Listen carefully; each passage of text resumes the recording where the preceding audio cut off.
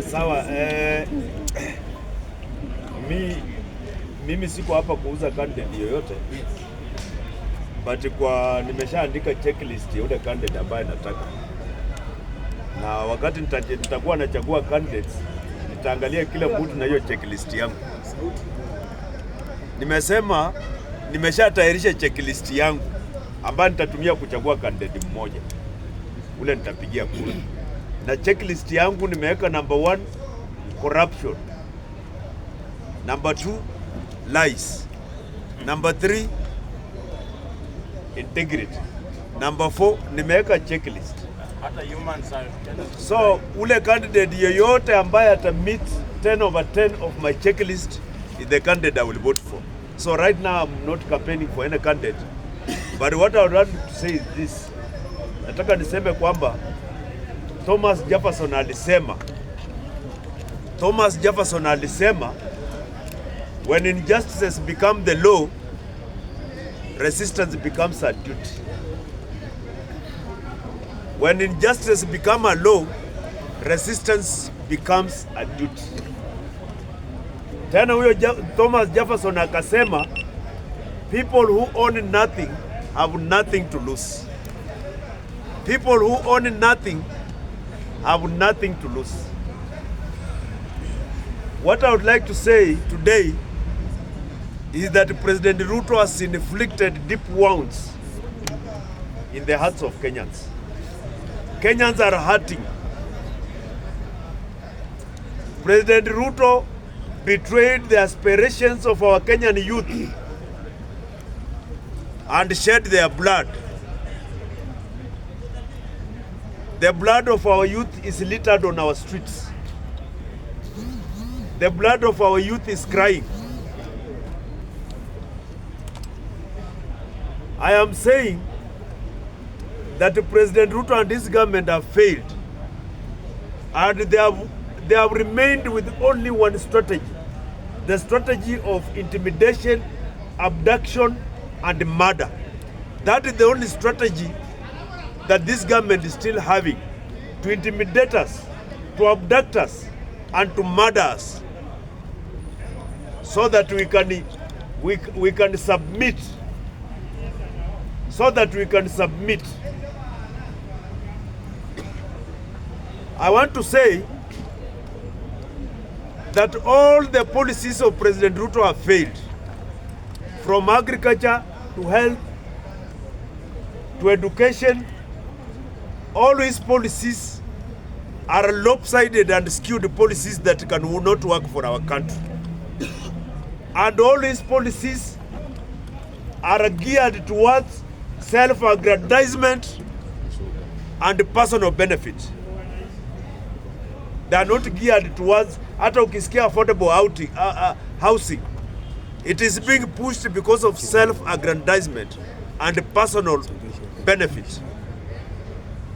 If ukisikia SHA, it is being pushed because of self-aggrandizement and personal benefit. Can you imagine that migrating from NHIF to SHA costed us 104 billion Kenya shillings just to transfer from NHIF to SHA, and we only needed 700 million to improve NHIF. We needed only 700 million to improve NHIF. Because of personal interest and self-aggrandizement, we had to use 104 billion to migrate from NHIF to SHA. So all his policies have failed. Wakati nchi zingine zinatumia indicators za muhimu kupima the growth of their economy, Kenya bado tunatumia bei ya unga kupima growth of our economy. Ukiuliza mtu uchumi ya Kenya imekuwa namna gani, how has it grown, anakuambia bei ya unga imeshuka. We are still primitive in this country if we are still using bei ya unga kupima growth ya economy. Kupima growth ya economy. The growth of any economy in the world must be measured.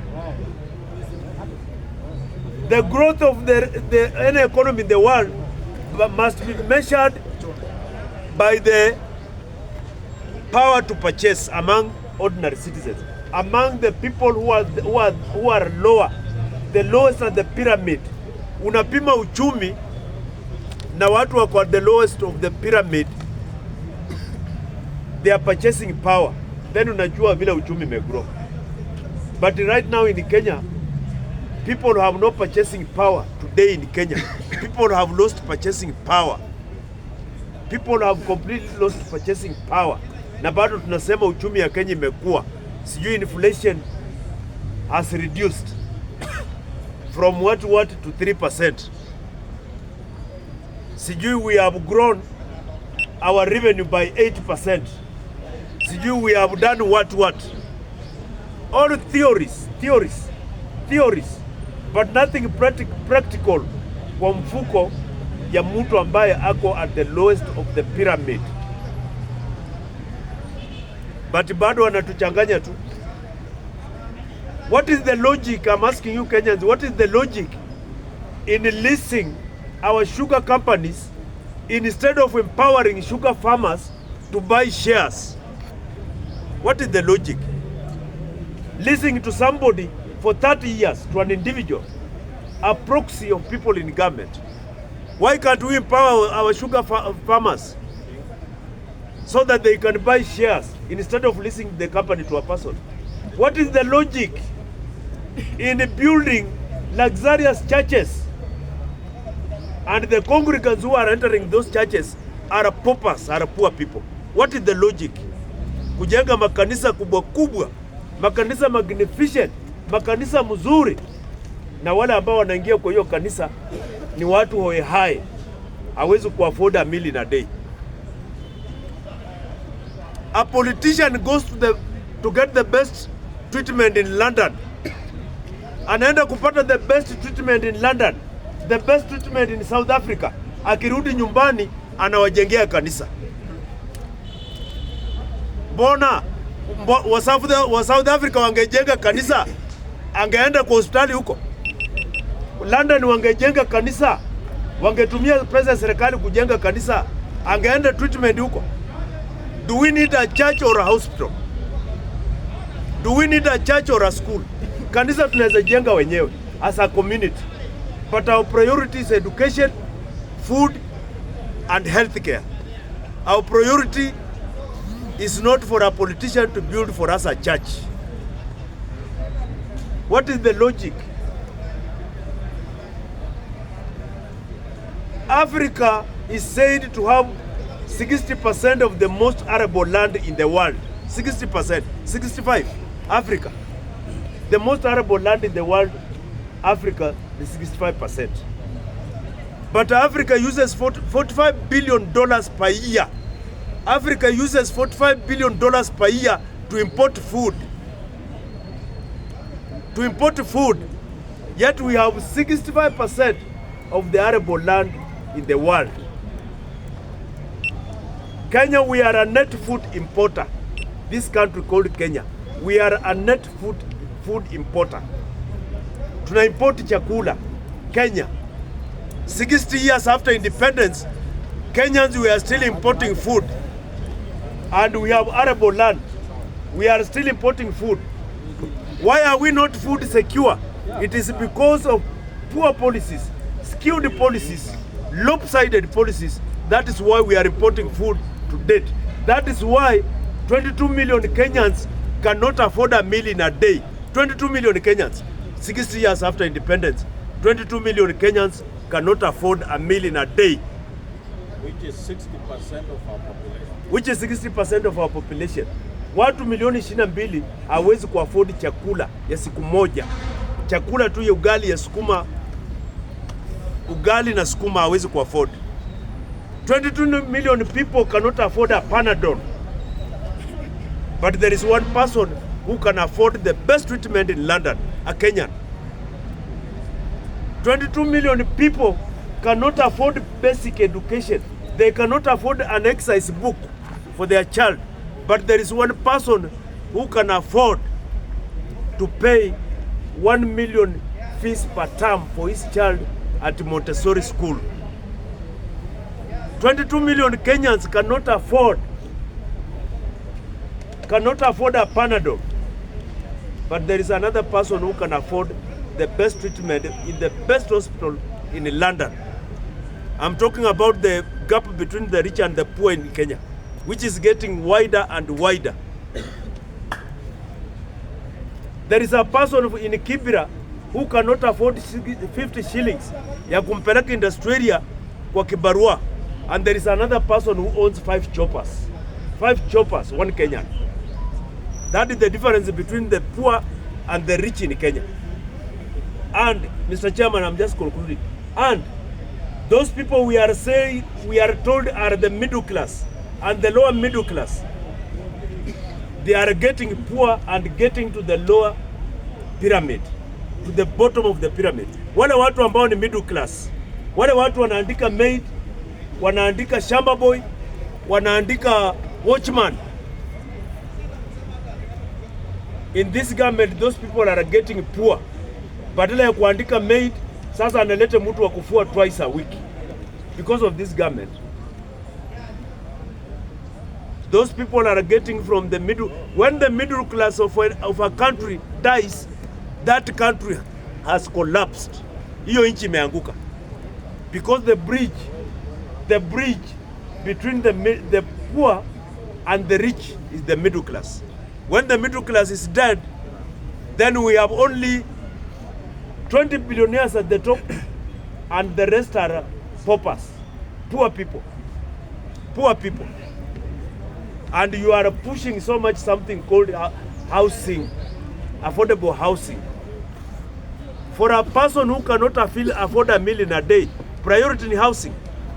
That is why huyo mtu, hiyo nyumba atakondisha, arudi kuishi kwa mabati, sasa hiyo nyumba ndio income yake. Si wale walipelekwa huko upgrading ile ya Kibera kule ngambo, si walirudi kwa matope wakakondisha hizo? Why? Because that person cannot afford a meal in a day na unampatia nyumba mzuri. So hiyo nyumba anakondisha, hasa hiyo ndio itakuwa income yake. Misplaced priorities.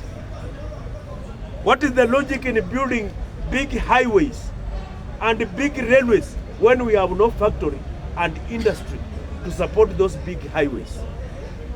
Hii SGR mnasikia hii tunajenga haisaidii Kenya, ni ya kupitisha bidhaa zinatoka nje zipite Kenya ziende. Haisaidii sisi. Do we have an industry to support that SGR? President wa gas wa Vietnam alikuwa hapa some 3 months ago. Anaitwa John Chow. President wa gas alikuwa na Ruto State House. Baada ya kutoka hapa kufika Vietnam, alisema I met the president of Kenya and the president of Kenya speaks very good English, very big English. But behind that English there is nothing, completely nothing. Akasema Kenyans are building big highways, big railways, but they have no industry, they have no factory to support, to transport things on those big railways and big highways. People start with the industries, people start with the factories, they do not start with the highways. Kama hii yenye Uhuru alitujengea hapa hii kwa hewa, wewe inakusaidia nini? Apart from kwamba kama unaenda Mlolongo na mvua inanyesha, utatembelea chini yake mpaka Mlolongo. What else does system? Inakusaidia nini? Usinyeshewe. Mpaka kabana wewe mavuli inafanya kazi gani? Itakusaidia nini wewe? Mr. Chairman, I'm concluding by saying yes. Ours is misplaced priorities, corruption, self-aggrandizement, personal interests. If you go in other countries like US, a doctor in US is paid better than a politician. A congressman in US earns less than a doctor. An engineer in US earns more than a congressman. A congressman in US goes to the Congress on a bicycle. A Kenyan MP goes with a convoy of fuel guzzlers. That is where we are right now. And we shall never move. We are stuck in 1963. Tangu 1963 we have never moved. We are just in a cycle. But there is a generation that has refused, has said no. We shall not continue that way. I'm very happy. I'm very happy that there is a generation that has refused, has said no. Yes. I felt like I should add you something. Yes. That we are stuck in 1963 when the ideas we created at that time, they were adopted by the Asian tigers. They are now thriving economically, and we are borrowing from them using secession paper 10 prepared by Tom. Thank you. Singapore na South Korea walikuwa wanakopa pesa kwa Kenya. Walikuwa wanachukua msaada ya chakula kwa Kenya. Saa hizi economy ya Singapore ni $500 billion. GDP ya South Korea ni $1.1 trillion. GDP Kenya bado tuko $100 billion. Mahali tulikuwa bado tuko tu hapo. GDP ya Kenya $100 billion. So when shall we move? Tutasonga siku gani? I was saying that I'm happy that there is a generation that has refused. Generation ambayo imesema mulidanganya babu zetu, mukadanganya baba zetu, sisi tumekataa, hamutatudanganya. There is that generation. And I want to congratulate the Gen Z generation. And in some of us, you have a moral support to fight for your future. Nobody will shape your future. Our youthful people, I'm telling you, nobody will shape your future. It is you. And if you are my generation and you are saying kumi bila break, shame on you. You hate your own children. Hata inafaa ukufe. You don't deserve to live. Shame on you. Shame on you. I am saying, na namaliza nikisema hivi. Namaliza nikisema yes. Namaliza nikisema kwamba this country must change once and for all. We need to change this country once and for all. Lazima tubadilishe hii nchi, kwa sababu wale ambao walipigania hii nchi wakiamuka leo, they will be shocked and they will die and go back to their graves. Na Wakenya wako na hasira. Wakenya wako na hasira sana saa hii. Mpaka natamani ningekuwa na uwezo, ningetengeneza sanamu pale archives ya Ruto, ili Wakenya wakija wanairusha mawe wanamaliza hasira. Kenyans are very bitter. They are very bitter. And this bitterness, we shall finish it in 2027 at the ballot. When you go to the ballot, wacha ukabila kando. Weka ukabila kando, vote for somebody who can change this country. Vote for somebody who can change this country. Tusiangalie kabila ya mtu, whether it is a Turkana, ama awe Mkisii, ama awe kabila gani, we don't care. We just need to see mtu mwenye anazibadilisha nchi. Na kama hatuwezi fanya hivyo Wakenya, kama hatuwezi fanya hivyo, kama Ruto atarudi by mistake na kama hiyo pepo ya kufikiria anaweza rudi, shetani ashindwe. Shetani ashindwe tena. Ashindwe. Kama anaweza rudi by mistake, ama uende Uganda uishi huko kwa muda, ama Tanzania. Na kama huwezi chagua mtu mzuri, tuite King Charles. Tuite King Charles, tumwambie hii nchi mlitupatia 1963, tumeshindwa, tunawarudishia wakoloni, muendelee kutuongoza sasa.